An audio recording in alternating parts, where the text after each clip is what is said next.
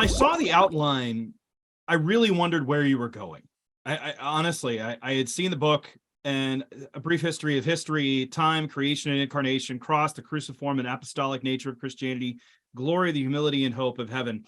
And I thought, what's going on here? You start off with time and really appreciation of time in a way that you juxtaposed against other conceptions of time, the cyclical nature and other faiths, which I actually thought was very eye-opening for me, and especially in our modern cultural moment. But why is time, and as you put it in there, creation and incarnation, so important for understanding history?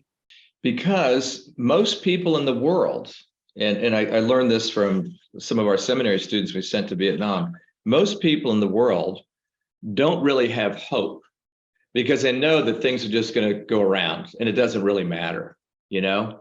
And so there's no reason to build on something for the next generation or to think about what we might accomplish. So any sense of progress, and the age of progress was a bittersweet thing in the 19th and early 20th century. It comes out of Christianity. It would never come out of nature religions. Doesn't come out of Buddhism or Hinduism or anything, because for all of them, and for ancient humans, they understood that people would kind of grow and they'd build buildings and civilizations would develop, and there'd be a great conflagration, a great burning, everything would burn down. And then it starts over again. It begins to build up, builds up, and then it all burns down. So it's hopeless to try to progress or do anything forward looking.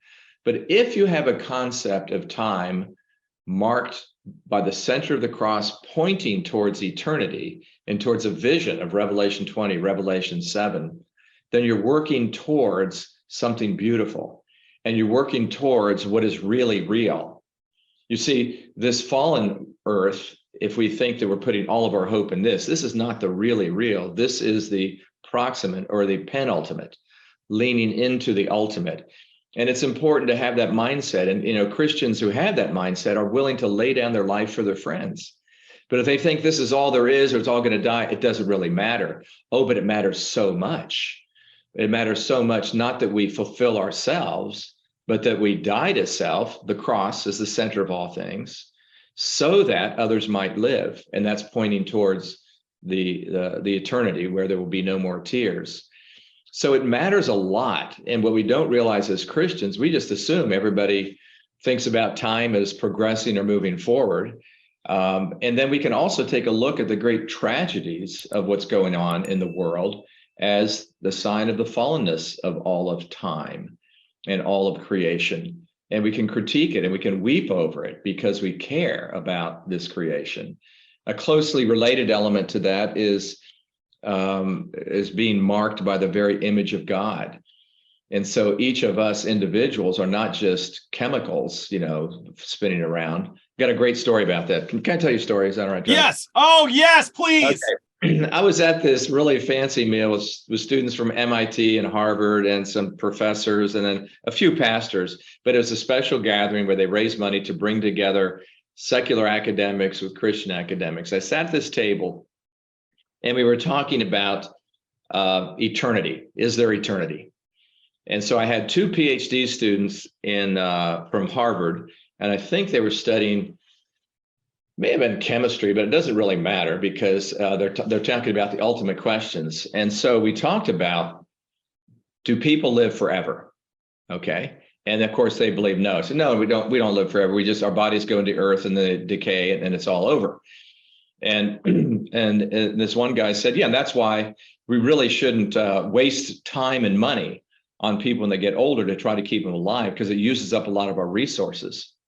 And if we want to save the planet, we really shouldn't waste time and money on older people. So I think probably when people get around, 65 or 70, we should just terminate them so we don't have to. I said, wait, say it again. When they get like 65 or 70, we should terminate them. I said, I think that very personally. Because that's me. Look at me. You're saying that I'm wasting your resources. Well, maybe 75. He's guessing.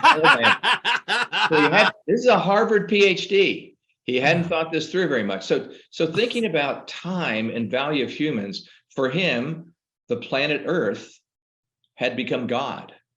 And among all things, we have to save planet Earth. Humans are just a part of the chemicals that bash around and they go back into the earth and they're gone. So time crossing glory, time is a creator. God created. And what did he create? He created this beautiful creation, which is going to be recreated and revived and renewed and redeemed. But also he put his very image in that creation. So it matters what you think about creation and time and where it's going.